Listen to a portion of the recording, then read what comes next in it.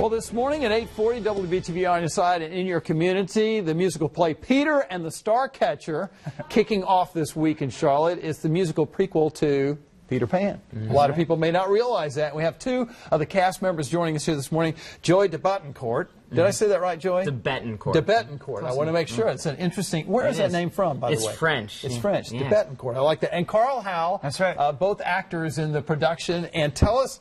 All right, the prequel to Peter Pan, what does that mean?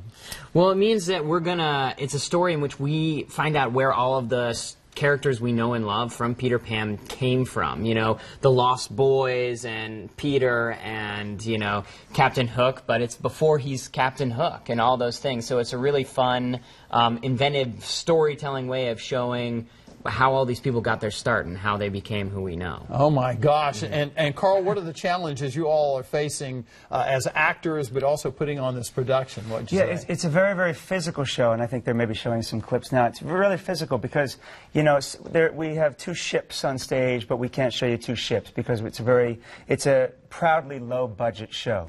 So we make a lot out of a very little. So you'll see things like household items like plungers and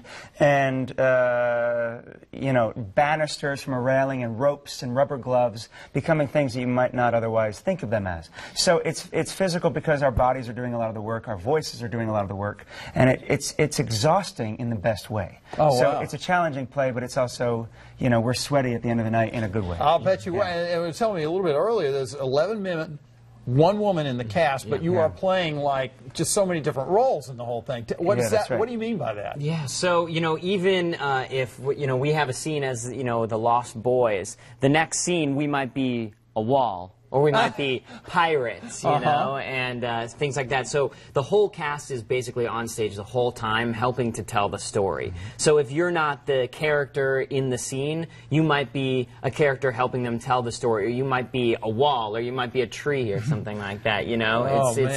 It's very creative the way it works. And I think there are three pretty defined leads in the show too, but everybody in the cast gets at least one awesome moment of true spotlightness, you know. So you might be the lead for a second or for 5 minutes, and then you step back and you're almost invisible because you're doing something very functional and you're not hogging the limelight, you know. Everyone's jumping back and forth. We're starting to run out of time, and I hate this because I could ask you a million more questions. But since it is deal with the pre-Peter Pan, is this a production for children, for adults, for everyone? I mean, who's going to enjoy this? Yeah, people of kind of all ages. We say 10 and up. It helps if the kids are kind of reading and things like that. It's based on a book, and if they're kind of the age that would read the book, that's kind of a perfect age to get in there. But it works for adults too. That's right. All right, Joy, Carl, thank you so much for being with us this morning. It runs through May 4th at the Night Theater in Uptown Charlotte. This is a terrific production. You're going to want to go and see that. So, guys, thanks a lot. Thanks a lot. Break a leg. Thank you. Or two or whatever. There you go.